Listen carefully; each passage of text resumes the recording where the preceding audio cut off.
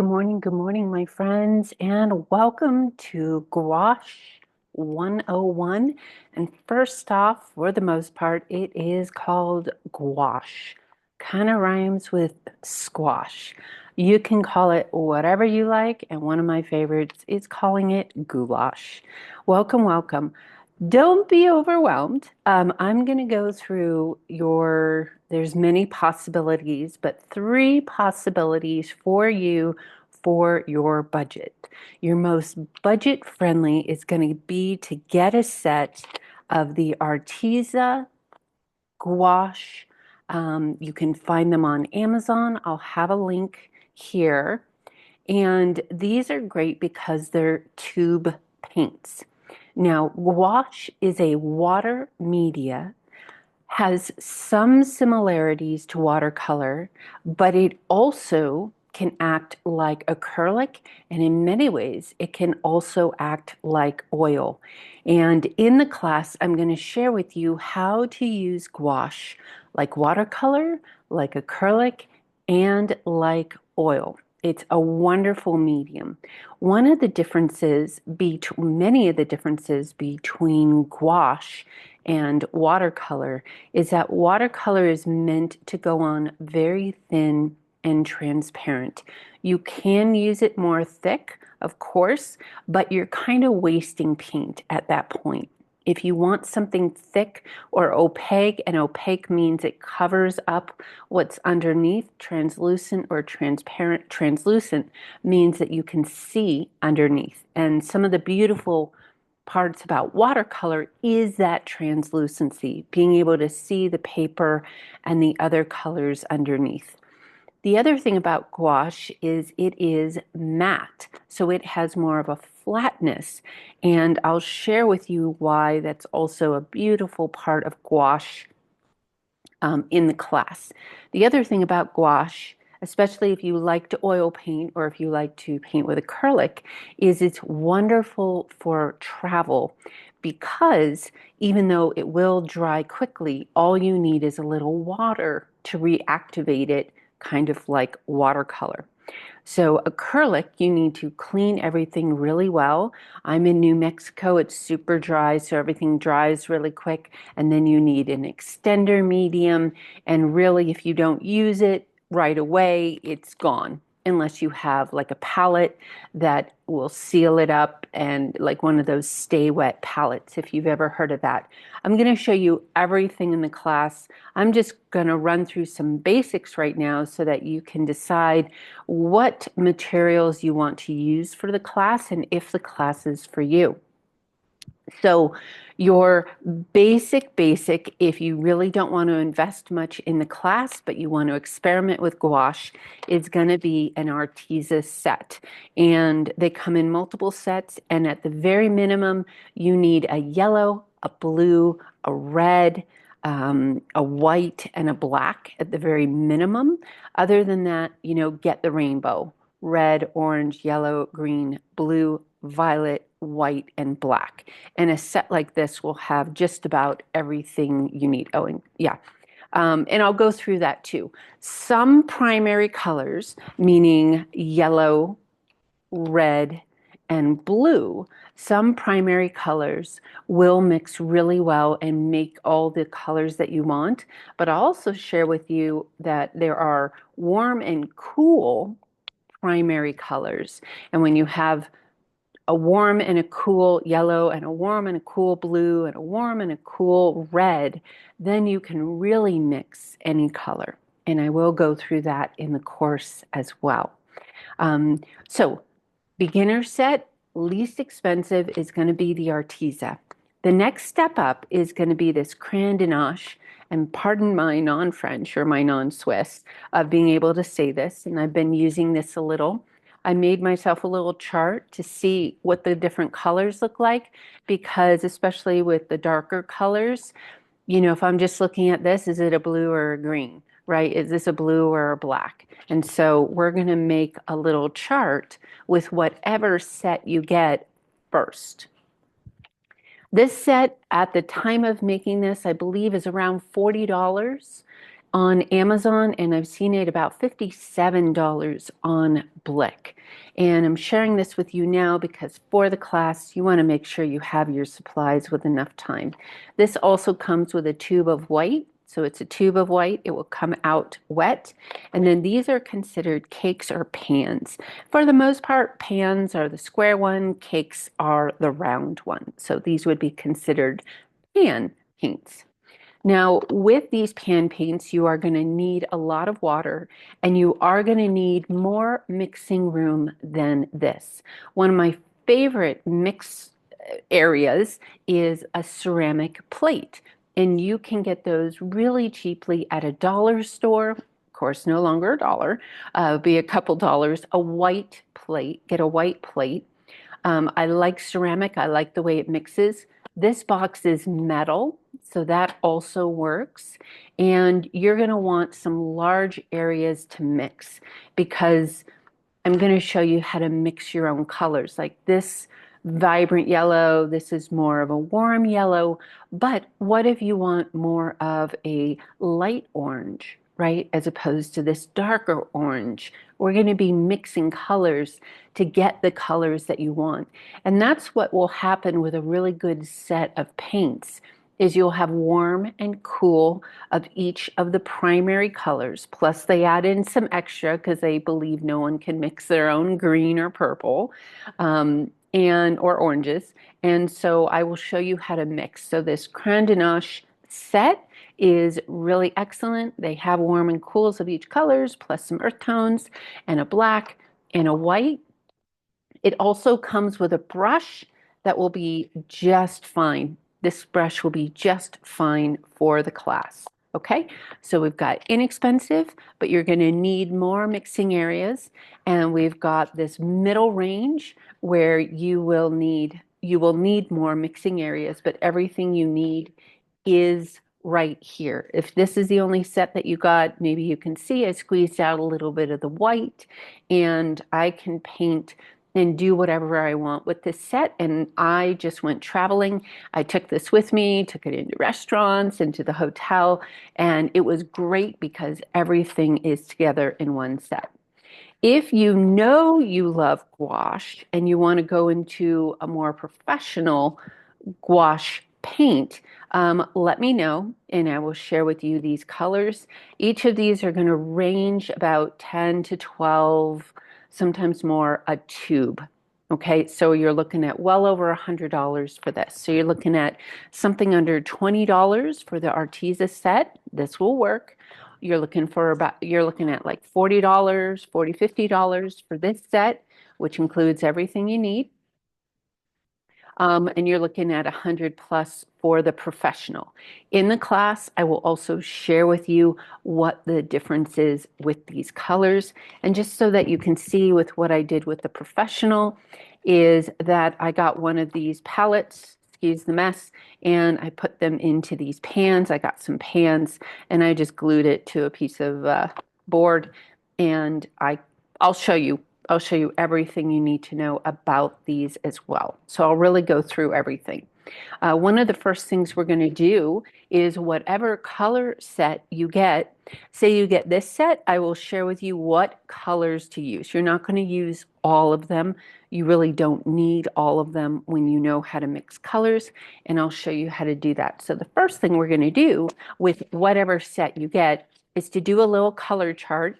And I made this one to where it will fit right here in my set so that it's always with me and I'm not confused which blue is which. Okay. And we can also label them.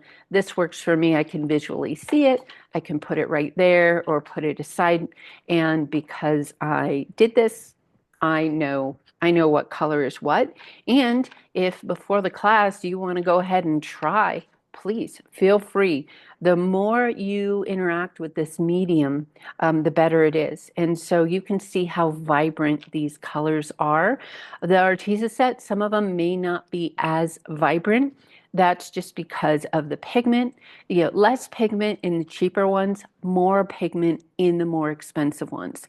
The cheaper ones will have more of the filler and the binder, and I'll tell you what that is in the class and explain what it is and how it differs from oil, from acrylic, and from watercolor. And the more expensive ones, you're getting what you're paying for, so you get more pigment. And then these, I'll show you why this could be an option. Okay, so if you have lots of money to burn, send me an email. I'll send you the names of each of these colors and you can get those.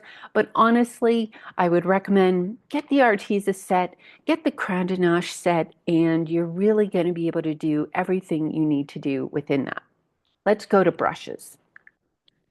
What I'd recommend is that you have a round brush and a flat brush. So if you get this Crown de Nage, again, sorry, I know I'm not saying it right. This has a number 8 brush, and this brush works really well with your gouache. If you're one of the first 5, I'm going to send you, not this one exactly, but I'm going to send you a flat brush. So if you're one of the first 5 to sign up for the gouache class and you get this set, you'll have the round, and then I will send you one of these flat ones. Otherwise, I will have links as to where you can find these. So you want a round and a flat brush. For the round, either a 10 or an 8, and here's an 8. This one is a Princeton Elite number 10. It's a synthetic, and I do use it a lot for watercolor. The Princeton Snap is also a synthetic. It will work well as a starter brush for your gouache. If you already have watercolor brushes, yes, you can use them. You're just going to want to clean them well afterwards, and I'll show you how to do that. Okay, so we have paints. You're going to need extra mixing areas, so if you can grab yourself some ceramic plates or even just some plastic plates. Paper plates won't really work. Just too much is going to soak into it. You'll have a soggy plate. I also have a rule for myself. If it comes into the art studio, it does not go back into the kitchen. Most of these paints are non-toxic with using them, but I wouldn't want to eat them, and I wouldn't want you to eat them either. You're going to need some kind of pencil. I like the clean release tape. I'll show you why this can be very helpful. Painter's tape. You can find this in any store that sells house paint. And again, this is the clean release, and it will just help not tear your paper. If all you have is other masking tape that is more sticky, let me know and I'll show you how to get that tape off without it ruining your painting. For paper, if you have like any old watercolor paper hanging around, 140-pound cold press, it's got a little bit of texture, but that's okay. You can use this paper pulp paper. This is the Canson watercolor, 140-pound, and they come in all different sizes. You can also use mixed media paper. This is 117-pound. I would recommend a thicker paper, so something over 65-pound. So copy paper will be way too thin. The water and the paint it'll just be a mess. So you want some kind of thickness to your paper, either a mixed media paper or a watercolor paper. If you shop at Hobby Lobby, they have Master's Touch. They have a hot press watercolor, many different sizes. This is bigger than you need. 9 by 12, I would say, is the biggest piece of paper that you want. We are going to tape it down. We are going to work on multiple pieces. So again, this is 140-pound, and this is very smooth, like the mixed media paper. So, and if all you have is the Art Beak watercolor paper, if you're in my watercolor class, this is just fine too. This will have texture, it will hold the paint, there'll be a little texture on your painting. That's great. If you like ultra smooth, then you're going to want to have smooth paper. few other things you're going to want. You're going to want a cup with one of these scrubbies in there. And this is a brand new one. This one got a little murky. You're gonna want this. It's gonna help you clean your brush. And because you're using a lot more paint than you are with watercolor, it wants to stick to the brush. So you're gonna need something like this to be able to clean it. You're gonna want at least two, even better, 3 cups of water. All you need is one of these.